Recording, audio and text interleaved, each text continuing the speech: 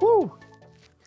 Guys, this is actually quite awesome. This is the new Pico 4. I say new, it's been out for a minute and I've been using it for a while, and finally I've got the time to bring you a review of this to see what it's about. And this is a great alternative for those who are looking at the Meta Quest 2, the Meta Quest Pro. Although the Pro is obviously miles ahead of this, but it's still a good alternative that's a decent price. It's not expensive at all to buy, and this is the 8GB of RAM with 128GB of storage. There's also a 256GB of storage available as well. Before we talk about the performance though, let's talk about the design, what you get, what's all around it. Right off the bat, there's no 3.5mm headphone jack on this. You got the adjustable area on the back here, which is nice and a rotary system, so you rotate it and then you adjust to the size of your head. The overhead bit, just to make things a bit more balanced, is Velcro design, so you can adjust the Velcro as you wish to do so. And then on top of the right side is volume control, so you press the toggle there or switch to control the volume. You've got the power button on that side as well, USB-C port on here, and you've also got 5 cameras here. So one that's in the middle is used for pass-through, and it's colored pass-through as well. So that way, you still be able to see what's going on around you. So for example, I was able to still read my phone and send a message using the pass-through, although it's not as sharp or clear, but it's still there if you really need to use it, so you don't end up tripping up and falling over and all that stuff. The way the goggles are arranged as well, you can adjust it in the settings, and it's electronically controlled, so it just moves to adjust so that you can see your visual experience properly without getting it all blurry and stuff. You also get this eye cup here that's adjustable and easily removed and cleaned. You can clean it easily, and then you got this little flappy area that helps block out light that's coming in, so that way you get a proper visual experience in there, which is pretty cool.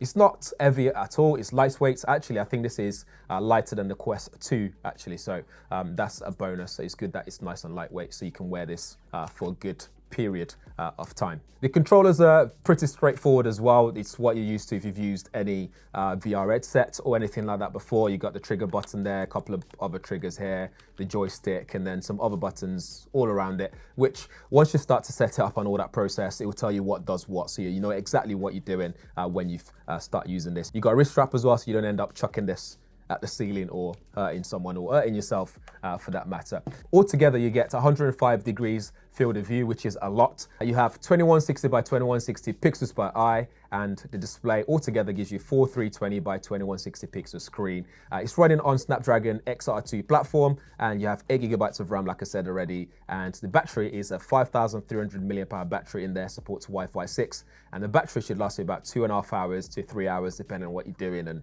the environment and so on and so forth. For the refresh rate, this will go up to 90 Hz refresh rate. By default, it's 72 Hz. So you'd have to go into settings, like some lab settings or something, to get that extra refresh, to bump it up to 90 Hz refresh, which you should definitely do straight away once you get in there. I forgot to mention as well, there's a pad here as well, which is really nice. It just makes it nice and comfortable to wear. I think from my experience, it's really nice and comfortable. It's not too loud in terms of the fan, and also it doesn't get hot as well, like I was expecting to get hot very easily. So prolonged period of use, you start to feel it get warm, but it doesn't get hot in a way that it starts to get uncomfortable to wear. One of the features on this is when you set it up, it's very easy to set the room scale and stuff like that. It's easy to draw it out. Something that we're used to seeing in like your Meta Quest and so on. The game library isn't that robust, so you get some exclusive library with Meta Quest, for example, like Resident Evil. You don't get that on here, but although you still get some really good games on here, which is decent. You got some nice environment to watch YouTube videos, for example, which I quite like.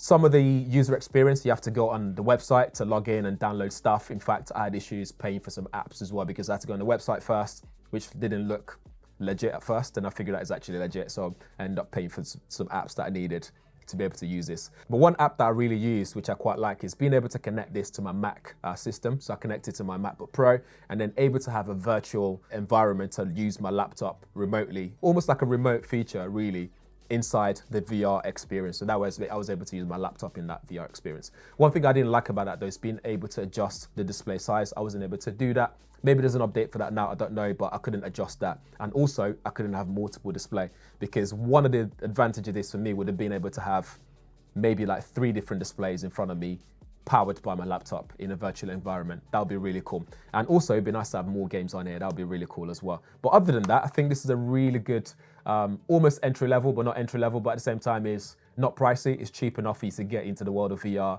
or XR, whatever, everything VR, virtual environment. And if you can't afford that 3,000 plus Apple Vision Pro, this will humble you really quickly. This is probably one to go for because you still get a really nice experience and it's reasonably priced. So yeah, let me know what you think though. If you have any questions, let me know as well. I think I've covered bits that I remember from my experience using it so far. Yeah, if this is your first time around here, subscribe and share this video, and we'll see you guys in the next one. Thanks for watching.